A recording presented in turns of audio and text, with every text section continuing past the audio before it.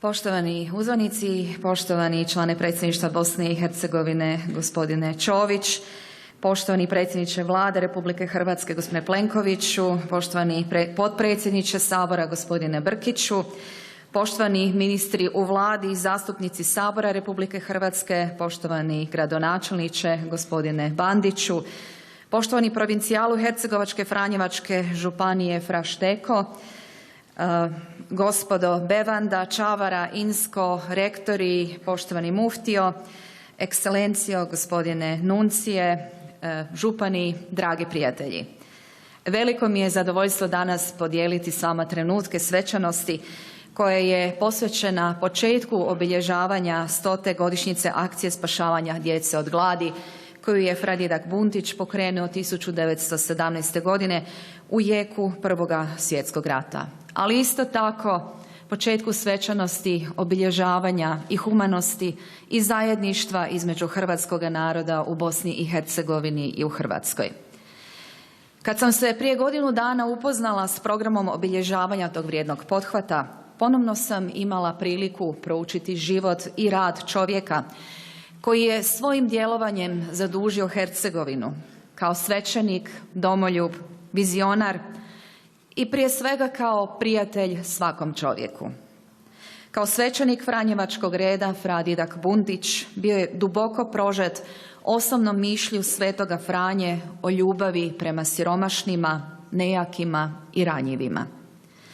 Kao vizionar u vrijeme strašne gladi omogućio je opstanak naroda, šaljući djecu u bogatu Slavoniju kako bi, kada nemani rata i gladi napuste zemlju, mladost mogla u njoj stvoriti novi život.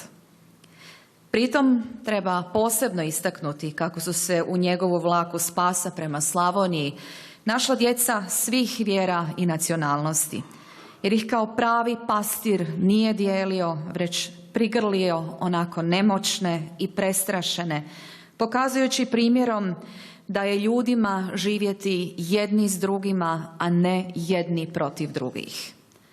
Takvim je primjerom fra Didak Bundić pokazao što znači ljubiti Boga, ljubiti čovjeka i ljubiti domovinu.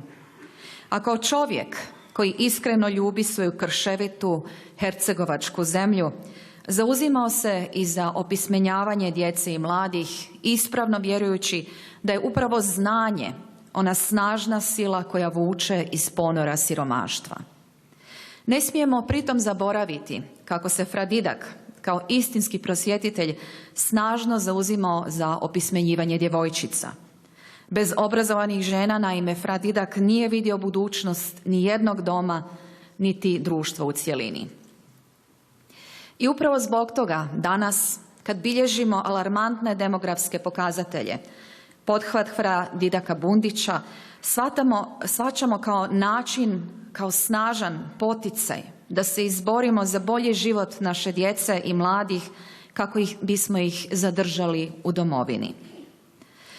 Domoljublje tog dobrog Franjevca danas nam je uzor i nadahnuće da se pobrinemo za zapošljavanje mladih, da im omogućimo podizanje obitelji i povratak iz iseljeništva, da ih uključimo u gospodarski napredak. Mladi su nam potrebni kao predvodnici nacionalnog zajedništva, kako nam je u najvišem izrazu, povezavši Slavoniju i Hercegovinu, ostavio u nasljeđe istinski dobrotvor fra Didak Bundić. Svojim je dijelom fra Didak sebi ostavio spomenik trajniji od kamena ili mlijedi.